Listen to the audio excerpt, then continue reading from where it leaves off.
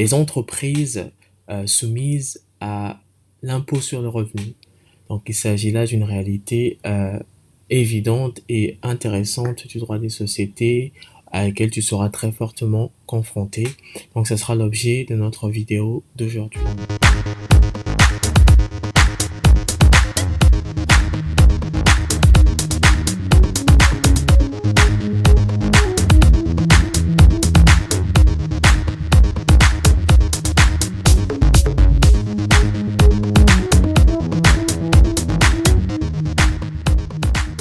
L'impôt sur le revenu va concerner essentiellement, du coup là, en l'occurrence, des entreprises pouvant être une entreprise individuelle, d'une part, et de l'autre, on a donc les sociétés, d'accord?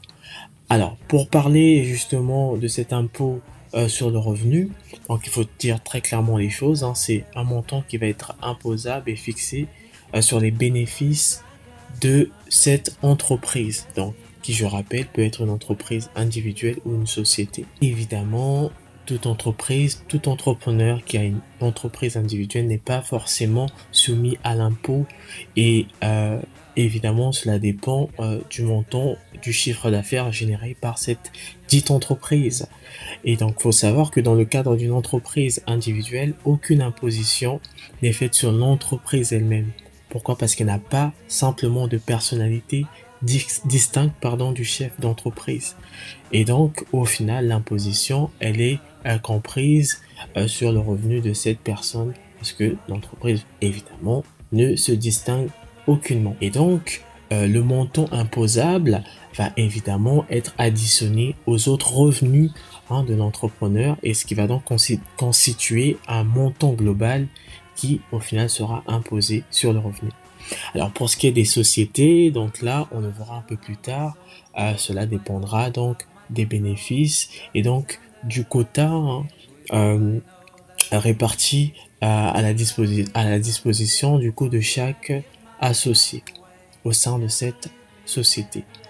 Les bénéfices, parlons donc de cette notion parce que elle est très importante. Il faut savoir que les bénéfices donc dans une entreprise, peu importe le type d'entreprise, peuvent être donc des bénéfices industriels et commerciaux, donc abrégés communément BIC, ou encore des bénéfices non commerciaux, abrégés BNC.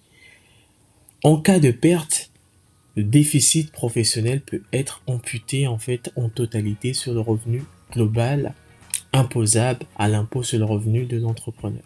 Donc là, c'est une chose qu'il faut savoir car elle est très très importante. On va voir donc comment déduire et comment trouver au final ce bénéfice sur la base des recettes qui ont été générées au courant d'une année N ou N plus 1. Dans le cadre d'une entreprise individuelle par exemple. Alors, le calcul du bénéfice fiscal.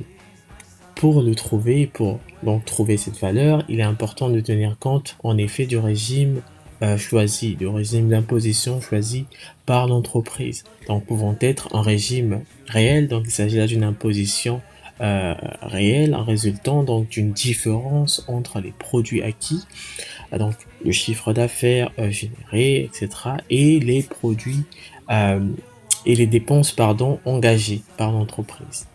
Et donc de cette différence, on va en tirer donc au final un prix, un nombre, un chiffre qui va donc représenter les bénéfices de cette entreprise et ce chiffre sera donc déclaré simplement pour en fait déterminer et déduire le montant de l'impôt sur le revenu imposable pour cette entreprise. On a également le régime de la micro-entreprise. Donc, en tant que là, évidemment, je tiens à le préciser, je parle pour une entreprise individuelle, d'accord? Donc, pour ce qui est du régime micro, donc il y a des tarifs qui sont fixés, des taux simplement. Donc, 61% des recettes pour les activités de vente et de fourniture de logement, 50% des recettes pour les autres activités relevant des BIC et 34% des recettes pour les activités libérales. Et on verra plus tard dans un exemple comment est-ce qu'on peut éventuellement l'appliquer. Donc, pour ce qui est du calcul des bénéfices, il faut donc tenir compte de ces deux types de régimes d'imposition et en fonction, faire un calcul simple pour donc trouver le montant.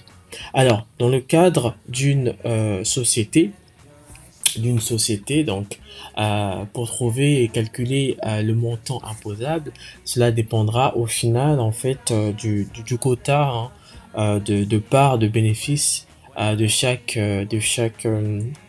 du quota de bénéfices de chaque associé.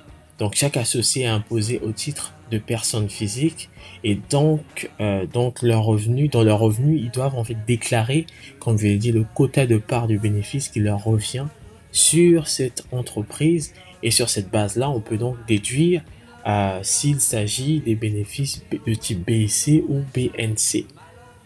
Et par la suite, donc, ce montant qui est déduit sera déclaré au nom donc de la société et constituera le montant imposable pour cette dernière. Alors, partons sur notre exemple. Disons qu'on est un entrepreneur alors, qui s'appelle Xavier. Il exerce une activité et génère donc des bénéfices non commerciaux et c'est associé à, a choisi le régime micro sans prélèvement libératoire d'impôt sur le revenu et il a encaissé au final 30 000 euros. Et donc le bénéfice déduit de cette recette est de 19 800 euros. Pourquoi? On sait que la recette, elle s'élève à 30 000 euros. Retrouver les bénéfices, étant donné qu'il est affilié au régime micro, on va donc simplement regarder le taux, la fixation, elle est de 34%. Donc on va faire 34% des 30 000 euros. On va trouver un chiffre. Et ensuite, ce chiffre, il est déduit sur les 30 000 euros, ce qui va donc correspondre au bénéfice. Et donc, ce bénéfice sera déclaré, pour en fait ensuite déduire le montant de l'impôt sur le revenu pour cet entrepreneur, cette entreprise individuelle. Voilà, ça sera tout pour cette vidéo. J'espère qu'elle t'a plu. Si c'est le cas, n'hésite pas à mettre un like et à t'abonner. Et on se retrouve la prochaine fois pour une prochaine vidéo. Jusque-là, porte-toi très bien.